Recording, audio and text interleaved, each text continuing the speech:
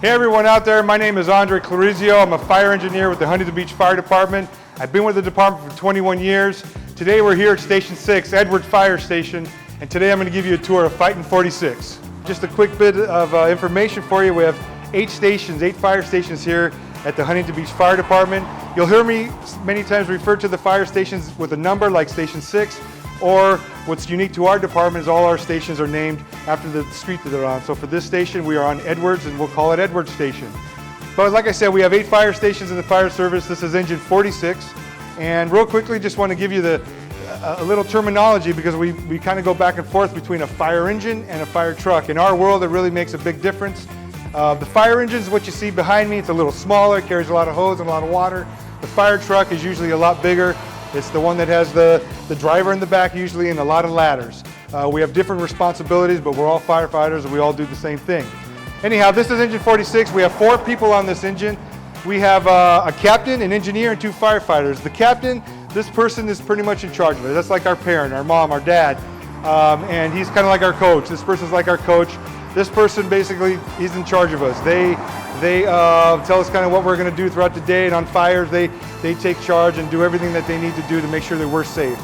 The fire engineer, which is my position, I sit in the driver's seat. My responsibility is to drive this to your home if there's an emergency. I make sure that all the equipment is ready to go. I make sure that everything is working properly. And then one of my big jobs on fires is to pump water, to get water to the firefighters so they can put it out. Then behind us are the 2 Firefighter Paramedics. They're the ones that not only are they firefighters, they come in and fight your fire, but they're also the medical experts. They come in when you call. Kids, you know what number you call when you have to call 911. Perfect. You said that, you got it. When you call 911, they're the paramedics. They'll do all the medical stuff. They'll get on our ambulances and escort you to the hospital, but they both sit in the back. But we'll start our tour and we'll walk over here. So as you can see, we're set up to do all sorts of different kinds of things. This is for the boys and the little boys and girls out there that always wonder. This is one of our smaller hoses. So you can see it's about as big as my hand. I'm going to show you some bigger hoses. But these lines put out quite a bit of water, and we're set up for quick attacks, for getting the hose off fast and getting water to the hose and getting the firefighters in there and doing their job that they need to do. Our fire engines are set up so that most of the firefighting equipment is located on this side of the engine, so you'll see that. And then most of the medical equipment for the paramedics when we run medical calls or traffic collisions where they need medical assistance is set up on the other side. I'll give you a quick glimpse into my little world here.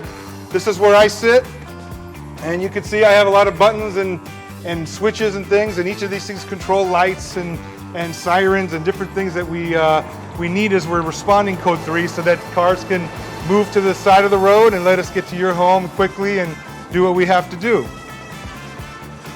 You could look on the floor here. I know most of the kids like to look, and on the floor here, I'll point at them.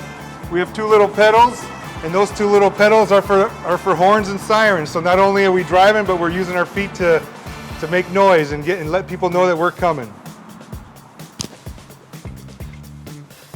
As we move across, I'll give you a little glimpse to the back seat here.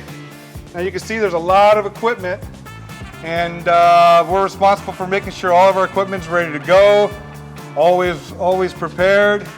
And but this is where the Firefighter Paramedics sit, and they have all their equipment, all their what we call PPE, which is our protective equipment for medical calls, and all this stuff is set up and ready to go. As we move to the center of the fire engine here, you see a lot of shiny buttons and gauges and valves, all right? Well, this is what we call the pump panel, and as a fire engineer, I'm supposed to know this thing inside and out, and over the years I think I have, but this is how we deliver water. Water comes in from our fire hydrants, and water comes out from our different hose, what we call our discharges. And you can see some of our hose here. We have different amount of hose, and they're each laid out for different types of fires and different ways that we can access people's homes and get in there.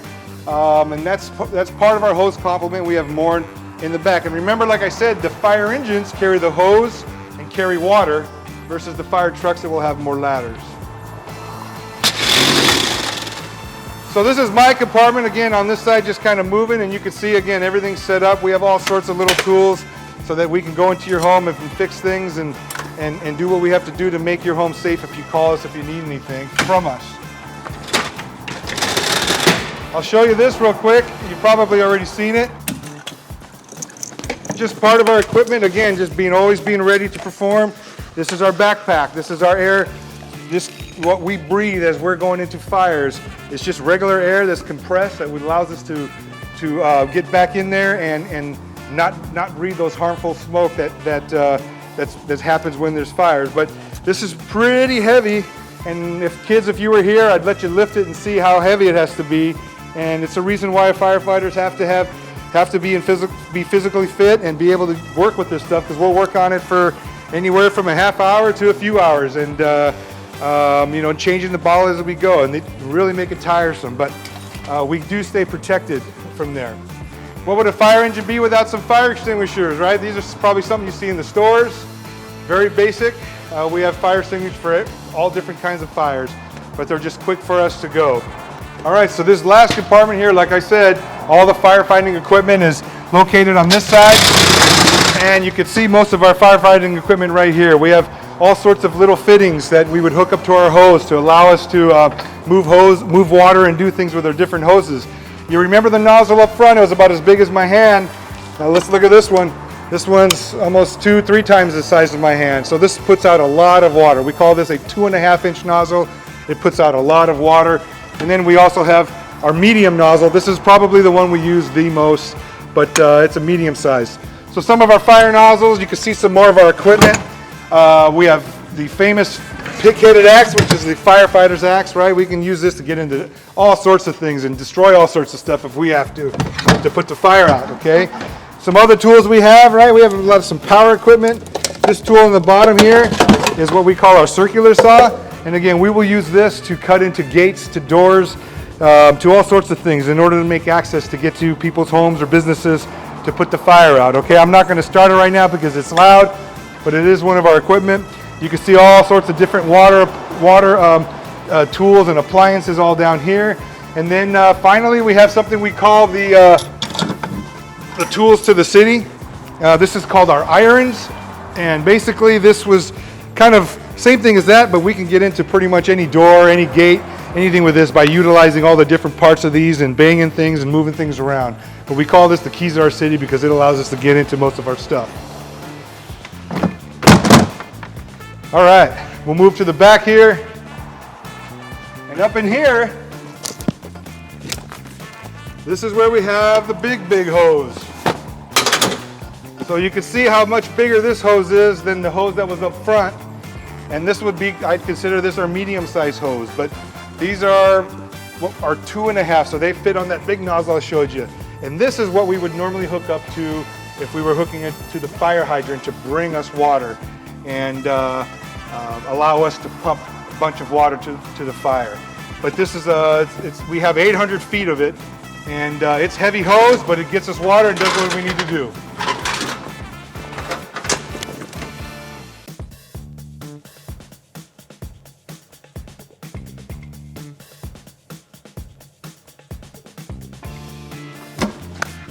You might be asking, everything looks pretty slim and clean here, but where are the ladders, right? We need ladders for fire department. Well, our ladders are shoved and hidden back in here. You can see they go all the way down the back side of the fire engine. We have 3 ladders, but these are our 2 biggest ones here. This one, and there's a second one in there, a 24 foot. But this is where we can store our ladders.